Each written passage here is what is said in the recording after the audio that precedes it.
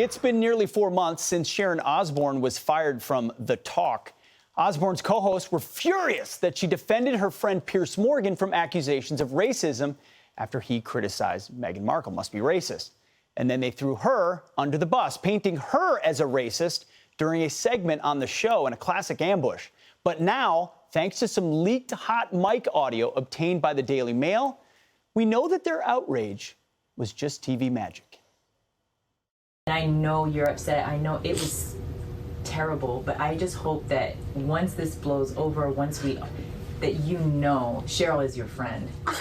She really is your friend. She doesn't think you're racist. I don't think you're racist. Cheryl and I are held to a different standard by Black people and people of color out there who expect us to say something about every racist, anything similar, and it puts us in such a f***ed up position that even if we don't have the information, if we don't even really care, if we don't really want to engage, it feels like a spotlight is on us, you know? And so it's like, I think that Cheryl was trying to navigate that line. You know, the spotlight was on us. Had to throw him under the bus. Here now with reaction, host of Water's World, and author of the now #1 New York Times best-selling book, How I Saved the World, Jesse Waters. Jesse, congrats. Thank you very much. Very sincerely, that's a huge thing, considering they would love more, anything to keep you If I didn't get #1, I would have told myself they rigged it against me. Which, of course, they would have. Of course. It would have been true. Come on. Of course. But look at this clip. How revealing is it? We don't even if we don't care, even if we don't know anything, we have to say it's racist. It's a takedown job. You know, when you're very successful, people want to take you out. They want to take you out, Pete. You see it all the time. They're coming for you. It's pretty obvious. She was the only famous person on that show. I don't even know any of those other women's names. So the producers were involved. Producers, you can't trust them. I used to be a producer. Terrible people. So what did she say, actually? She said Piers Morgan called Meghan Markle a bad word or something. She said he's not racist. They say he is racist. She says, give me an example. They couldn't give her an example, and then she gets canceled. So Ozzy Osbourne, the husband's got to be thinking, wait, I bit a head off a bat. I worship the devil, and I peed on the Alamo, and you're getting canceled for that? That's crazy. They were more than, and here's the other thing. We got one more piece of sound, because behind the scenes, they admitted even further. We don't even care about this stuff that much. Listen. I'm not a D&I expert.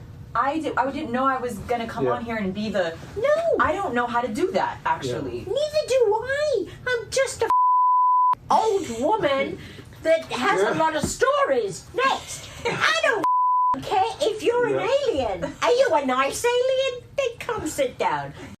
I mean, the mob had to be fed. That's what it comes down to. You got to feed the mob. The mob's hungry. And I don't even buy that. That's someone like, oh, I got you fired. You know, I didn't really mean to. What? Sorry, I didn't really know what I was doing up there. They know exactly what they're doing. They throw these racial hand grenades at people they don't like, and they just blow them up for power. I mean, they don't actually care. We are the most likable people on television. But people lob hand grenades at us all the time because they hate us. But if they got to know us, Pete, they would love us. That's true. Having gotten to know you, it's mixed. Mixed response. But mostly good. Mostly good. Some people I'll take it. Mostly peaceful. Mostly peaceful. I'll take Jesse Waters.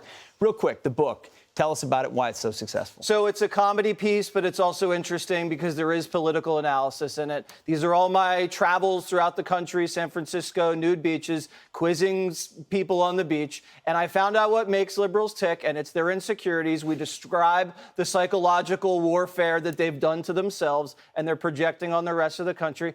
And you've heard these stories about the Trump and I having dinner and going on Air Force One. These are hilarious, but you will be fed a lot of insight, but also a lot of laughs. I guarantee you this book will make you live longer, Pete. Really? Because laughter makes you live longer. Okay, good. And that is a scientific fact. That, I think so. Indisputable. Indisputable. Follow the science and buy my book, Pete. A lot of people are saying. I agree. Jesse, congrats. Thank you. Thanks for being here. Thank you. Hey, Sean Hannity here. Hey, click here to subscribe to Fox News YouTube page and catch our hottest interviews and most compelling analysis. You will not get it anywhere else.